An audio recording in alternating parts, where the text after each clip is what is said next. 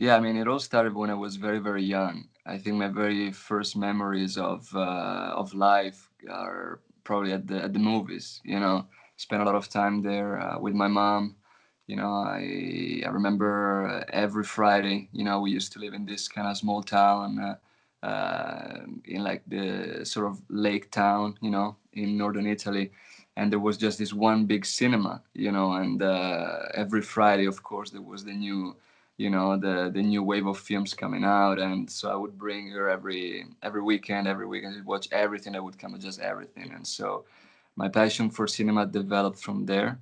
And I didn't really know what being a filmmaker meant or was. You know, I thought that, you know, actors would make films. You know, I thought that you know, as other people think too. You know, you think, okay, the actor probably is the one that makes it. But you know, later on, of course, you kind of start to understand more about the craft. And then, so yeah, around probably when I was 8, I already knew I wanted to become a filmmaker, which was pretty crazy at the time. And I wanted to drop out of school when I was 16 to go study at film school. But my mom insisted, of course, that I get first a degree, you know, and then I go to, you know, study cinema, which I eventually did in New York. And that's where I pretty much started to move around. You know, my first steps into, you know, the understanding the craft and what it means to be on a film set, which is something that it's always very important. I mean, until you get, you know, on the field, you won't really understand what it really takes to even make a single frame of cinema. And that really was what got me even more excited, because when I was in film school, a lot of kids, I remember, you know, just gave up, because and they a lot of people understood that, you know, maybe this is not something, it's not what it appears to be to most people making movie. Exactly, it's as painful as as it is beautiful, which says it all, really.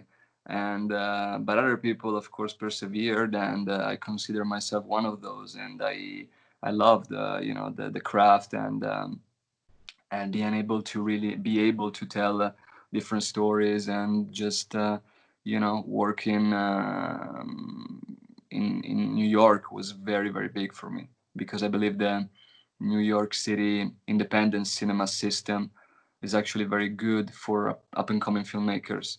I do believe that you can find the very, you know, the most you know, driven filmmakers, young filmmakers, I mean, in New York. And it's a big community, and everybody is trying to, you know, in a way, kind of help one another. And I don't know, maybe it's sort of it feels that way, as opposed to maybe LA, in which is a bigger scene. Everything is more you know, I don't know, glamorous or competitive in a way. I feel New York is also more filmmaker friendly as a city, you know.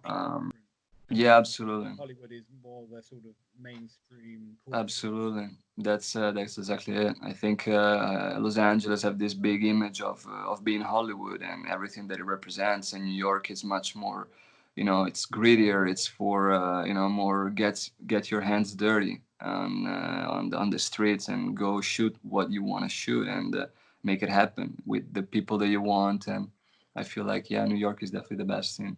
Sure, being a European, being an Italian filmmaker, did you feel that you had to go to somewhere like New York that you couldn't have Yeah, started in Italy? And how does Italy compare to that in terms of making? right. You know, the thing is this, I think if I was born 4 years ago, I would have definitely stayed in Italy, and I probably would have, you know, believed more in the Italian system, in the Italian cinema system. I feel like nowadays it's not very helpful for up and coming filmmakers as it is in the US. Then again, that was mostly a personal choice of mine, because I've always kind of I was very driven in going to in the US to study cinema, and follow the footsteps of the filmmakers that I loved and I grew up admiring. And actually, funny enough, I then started to get more deeper into the good Italian cinema, you know, of the 60s and the 70s, when I was, you know, in my 20s, early 20s. So that's when I thought, oh, well, maybe one day I would like to actually work in the Italian cinema system. But to start off there. It's not as there are not as many opportunities, I believe, as there are in the US or even in the UK. Really, film schools, I think, have still a long way to go in Italy. And this is not to discredit anybody, really. I'm just Sure. comparing, the cinema school system from the New York or London or Los Angeles to Rome or Milan. It's, of course, if you're young filmmakers and you can actually make the choice, it's better to go abroad. And on top of all of that, actually, my passion for cinema is actually to have a movie seen in as many countries as possible. And of course, until we break the barrier of subtitles, we'll still have to rely mostly, of course, on English spoken movies. So to me, it was also an opportunity to find a bigger platform for my films, to make movies in the US in this sense. Yeah. Sure. Um, from a point of view of a filmmaker that knows at a young age, like you did, wanted to make films, and you went through the sort of film school way. Yeah. Again, from your experience, people you've met, how important is it to go through the sort of the official way of film school, making shorts, Right. translating to film, or just diving in and doing it without any sort of full. Well, look, I think I could tell you this. I would say that if you want to make movies, just go and make movies. I think it's really the best way to do it, in the sense that if you have money and like if you have little money, and you say, I rather invest those in making my own film, I think you should definitely go for it and do it. But I also do believe that film schools are actually very helpful in the sense that, like I said before, I wanted to make films. Well, before I got into film school, I loved making movies, and I said, okay, I want to make a film, but I didn't know how to do it. And it's not just about learning the craft, because of course you can learn it. There are many ways. I'm talking about being in the environment, being on the everyday basis along with other filmmakers, and there are the weekly projects that you take upon, and you start off making very crappy things, but it's how you learn. You don't want to make your first movie, you invest all your money making something, and you don't know how to behave on set, or how to just deal with different departments. So I think, yeah, film school definitely might, this is as far as I go, was very helpful to understand that, how to behave in a film set, how the day-to-day production of anything, smaller or bigger, works. But then, that said, film school is not gonna open you all the gates in the world. So in the end, it's up to you to go out there and make your film and make it good. So Sure, sure. that's at least my opinion. So how did you um, come up with the idea of Sugarland first of all, and want to sort of tell us a little bit about the background of making the film, things you liked, things you didn't like, anything you would have done differently. Yeah. I think, well, the idea for Sugarland came originally from Ingmar Bergman's Summer with Monica.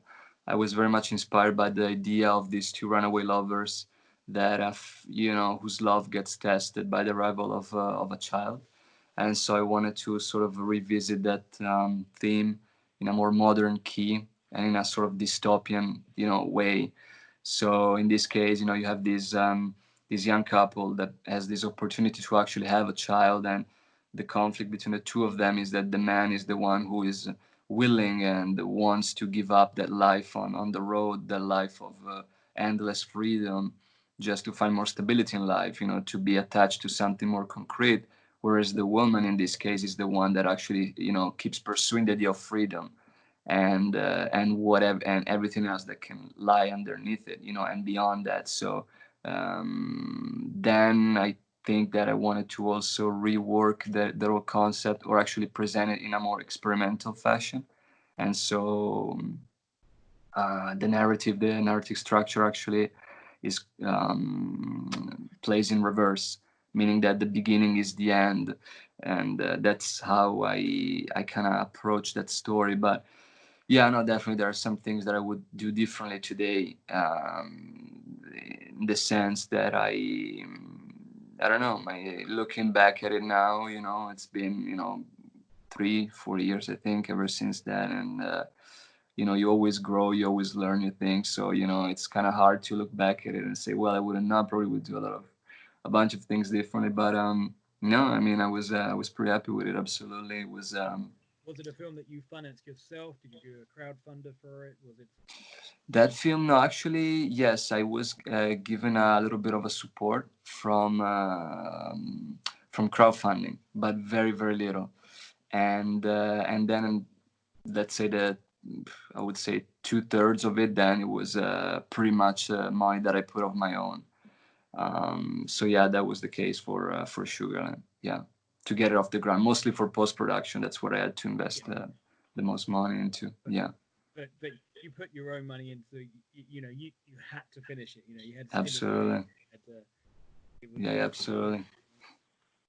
we should think. Do you think sometimes perhaps people, certainly if they're trying to make their first short film, and they think, right, we'll do a crowdfunder, maybe, and they hadn't perhaps done a crowdfunding before, and they go, right, we need 5 6 thousand euros, pounds, dollars, um, and they don't really appreciate the fact that they need to maybe put some money in as well. They just think someone else is going to give them this money and it's going to fall in their lap. Do you think it's important that you're invested in? Yeah, absolutely. No, I mean, I think that when it is your money on the line, everything becomes, of course, even more personal in a sense that you put your savings or what have you into making your film, and you better make it worth it. So I do believe it that absolutely there is, especially when you're starting out, as many have done, you're always gonna end up investing in yourself. It's part of the process, no matter how much you invest, you still, I do believe, have to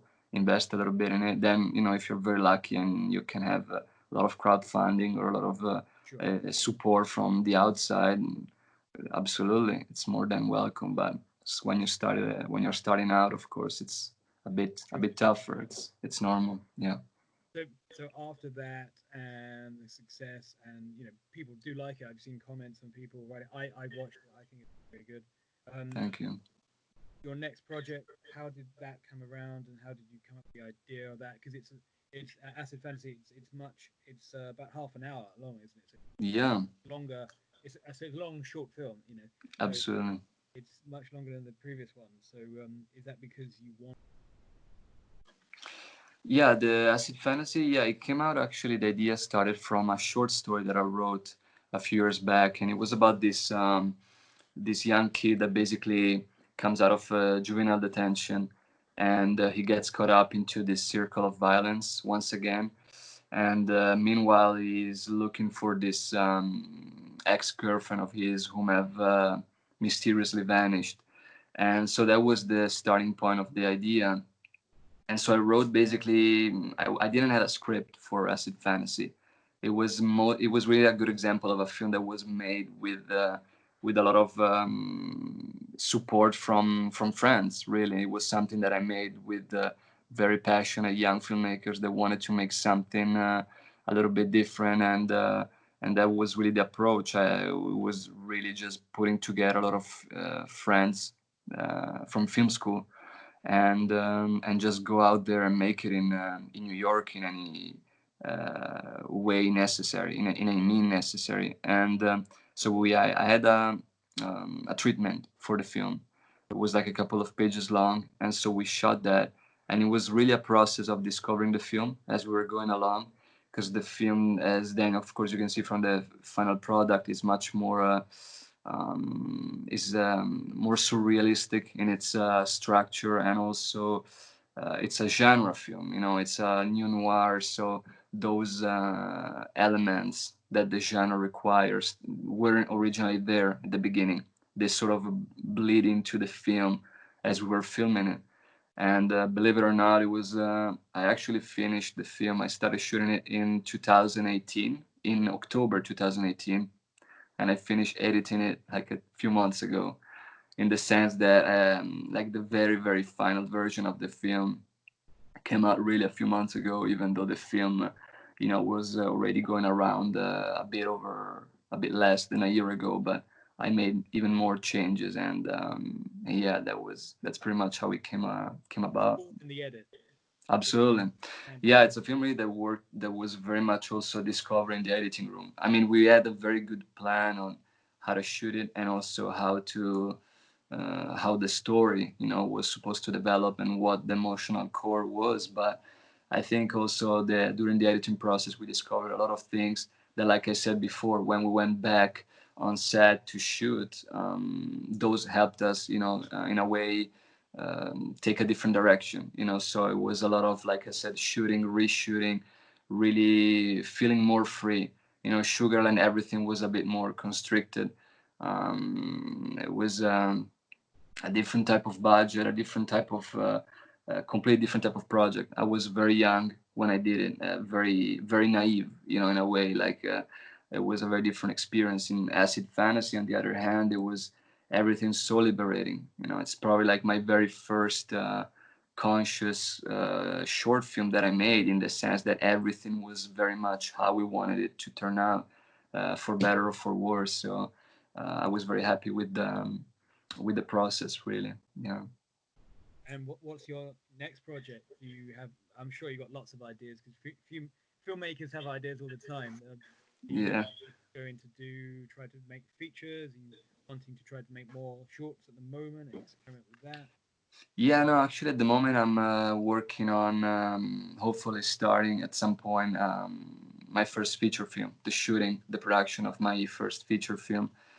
So I'm in the middle of that. As far as short films goes, I don't think right now I really want to get back into that. I'd rather, just focus more onto the feature film aspect. Acid Fantasy actually was, like you said before, 30 minutes long, because we really wanted then, I mean, we hope one day to be able to translate it into a feature film.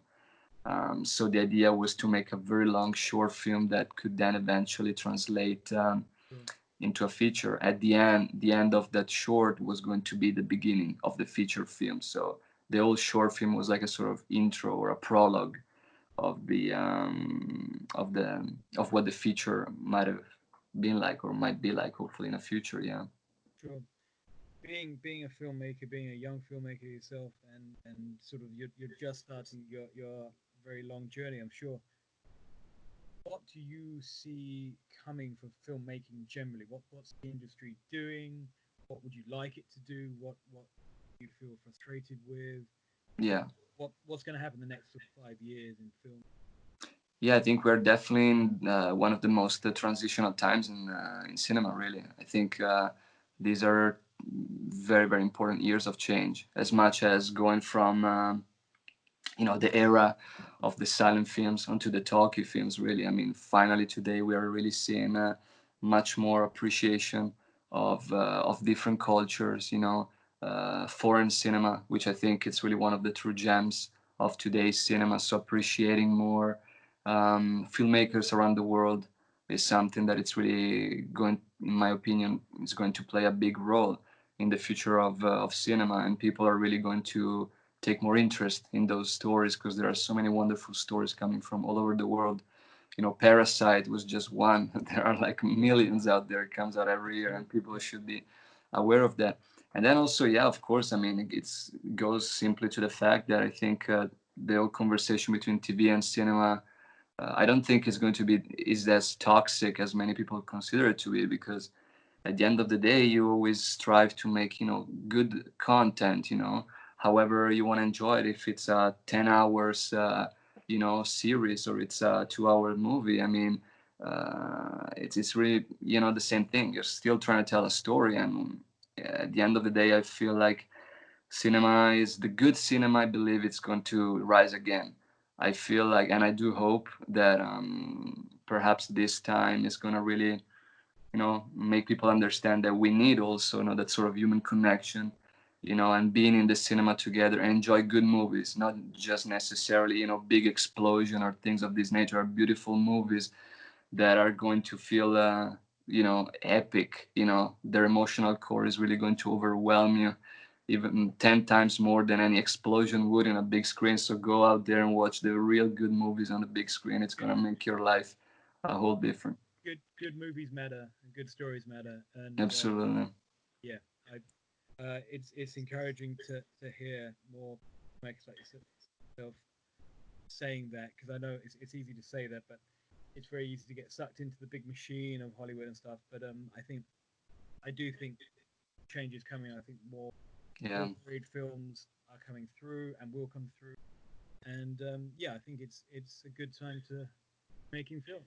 absolutely, absolutely. It's a very good time for young filmmakers, and it's a time for change in every sense of the word. So I think it's up to the young filmmakers to make a good impact on the future of cinema. And no matter where you are, it could be in Thailand, in the US, whatever. Pick your camera, go make a good movie, tell a good story, and somehow it's gonna reach the other side of the world, and somebody's gonna see it and appreciate it. That's really priceless to me. That's really what cinema is about: connecting with others and inspiring others through opposite sides of the world. Um, on that note, Lorenzo, thank you very much for speaking with us today. Thank you. Thank you for having me. And if anyone's watching this and watching your film and enjoying them, if they want to connect with you on social media, your preferred uh, website platform, Absolutely, yeah, yeah. My website is out there. Just Google me. You can find me, and put the you link. know, yeah, there should be, I guess, my website somewhere, and yeah, you can hear a little bit more about myself and what I'm gonna be up to for the, in the coming months. With the next project and everything. All right. Cool. Thank you so much for having me. It's been a No, pleasure. no problem. Thank you.